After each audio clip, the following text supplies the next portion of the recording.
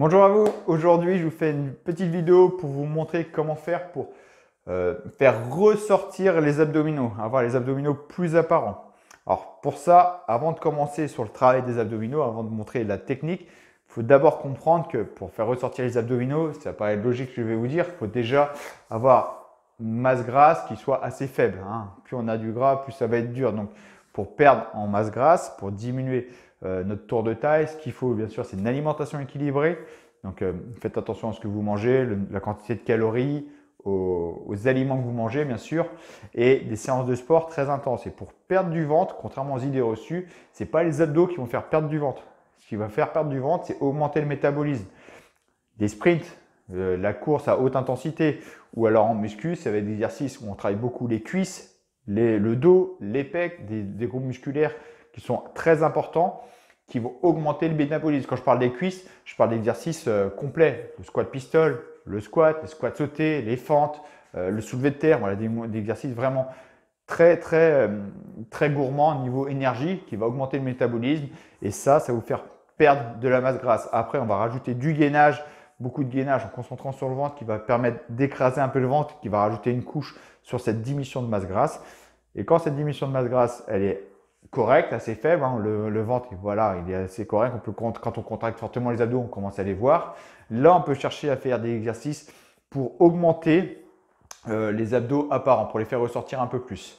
Donc pour ça, en fait, les abdos, ce qu'il faut comprendre, c'est comme un muscle en général, sauf que ça récupère beaucoup plus vite que la plupart des autres muscles, donc c'est le temps de repos qui va être un peu différent.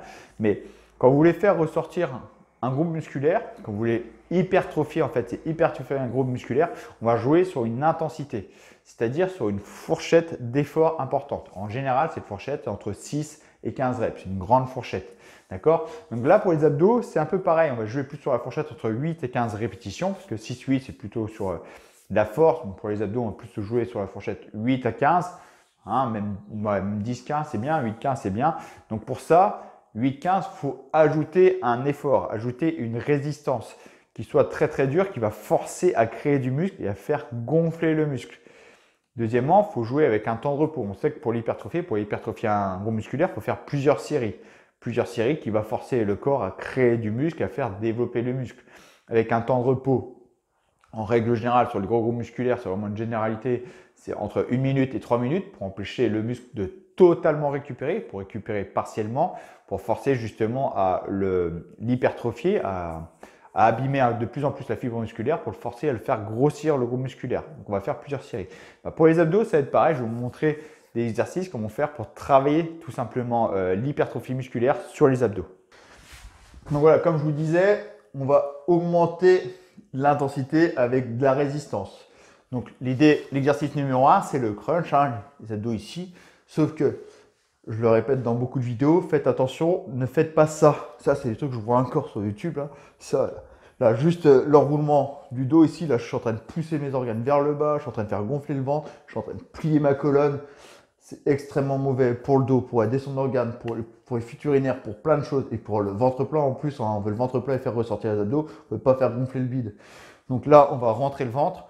Ici, je rentre bien le bas du ventre et là, je vais souffler et monter vers le haut. Je vais beaucoup moins loin, mais je travaille le gainage, je travaille mes abdos et je me fais pas mal. Je ne veux pas me blesser la santé, je ne veux pas me blesser le dos, je ne veux rien me blesser.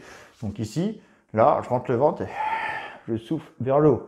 Alors, soit les pieds au sol, soit les pieds levés.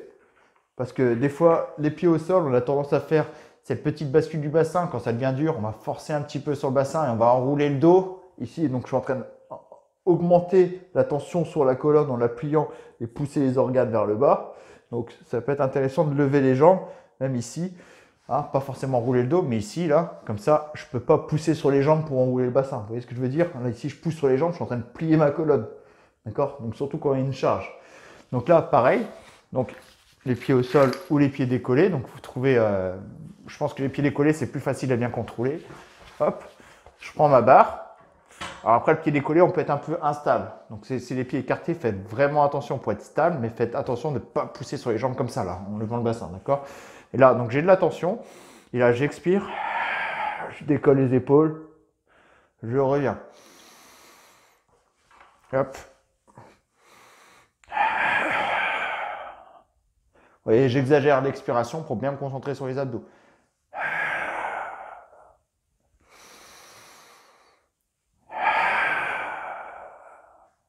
Et je maintiens un petit peu en haut pour augmenter la tension sur les abdos. Là, je les souffle. Je l'aime bien. D'accord? Donc là, l'exercice 1, par exemple. Donc là, en gros, je mets de la charge. Donc forcément, je vais faire beaucoup moins de répétitions que d'habitude. Là, ça va hypertrophier mes abdos. Ou avec élastique, hein, l'équivalent. Que moi, j'aime particulièrement beaucoup. Ici, là, je vais mettre les élastiques devant les épaules. Déjà, ce qui est bien, c'est rien qu'ici, en position d'attente, les abdos travaillent. Parce que les abdos vont travailler pour éviter que mes élastiques partent en arrière. Donc là, le fait d'amener les élastiques devant les épaules, là, au-dessus du ventre même, ici, il y a déjà une contraction des abdos. Là, je rentre le ventre et là, je décolle les épaules. Vous voyez, je ne cherche pas à aller le plus loin possible. Hein. Je ne décolle pas énormément et je bloque les élastiques.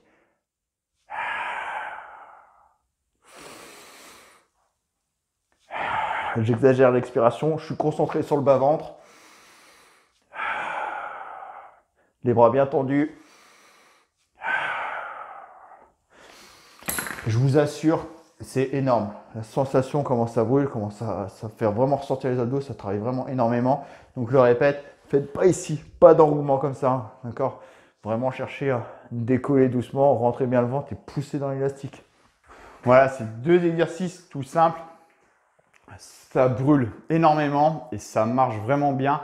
Hein, moi, je sais que au basket, pour info, si vous ne me connaissez pas, c'est vrai que je ne me présente pas souvent. Je m'appelle Ken, je suis coach sportif et je suis préparateur physique. Et en l'occurrence, préparateur physique de l'équipe professionnelle de basket de Lorient. Et justement, ces joueurs, je les ai amenés beaucoup à ce genre d'exercice parce que bien sûr, ils voulaient avoir les abdos aussi, c'est important. Je les ai amenés beaucoup avec les élastiques justement.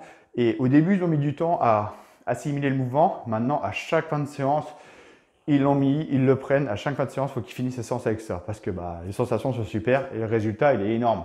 Voilà, les abdos ressortent vraiment de plus en plus. Alors voilà, après, vous pouvez alterner les élastiques, les haltères. Les deux sont bien. Vous pouvez faire même une série, enfin 3-4 séries avec haltères, 3-4 séries avec élastiques. Vous pouvez combiner les deux. Vous pouvez faire d'abord les haltères puis enchaîner avec les élastiques en biceps, quoi. C'est des méthodes d'intensité. Par exemple, 10 répétitions, 10 répétitions. Ça, c'est des méthodes d'intensité. Mais en gros, cherchez à une fourchette, voilà. En biceps, ça fait 10 plus 10, d'accord? Pour maintenir l'intensité plus élevée. C'est une méthode d'intensification musculaire, méthode de muscu. Mais sinon, cherchez toujours une fourchette entre 8 et 15 répétitions en règle générale. Sinon, si vous faites juste un exercice, par exemple, si vous faites un exercice, les haltères ou les élastiques, vous faites par exemple 10-15 répétitions, vous relâchez 30 secondes. En début de vidéo, je vous ai dit, en règle générale, c'est entre 1 minute et 3 minutes. Je vous ai dit aussi, les abdos sont un peu particuliers. Les abdos récupèrent très vite. Donc 30 secondes même maximum. Entre 20 et 30 secondes, on récupère et on repart. Pour récupérer un petit peu pour repartir, mais pas trop récupérer. Il faut quand même avoir un muscle fatigué. Bon, voilà, donc j'espère que cette vidéo vous a plu. Hein. Testez ça, vous allez voir, vous ne serez pas déçus. Si ça vous intéresse, je vous mets un PDF dans la description sous la vidéo. Je vous mets un PDF de 21 exercices avec élastique. Le PDF, il est offert. Vous avez juste à rentrer votre mail et moi, je vous envoie ce PDF directement par mail. Voilà, c'est tout pour aujourd'hui. Je vous dis à très bientôt pour une prochaine vidéo. Ciao!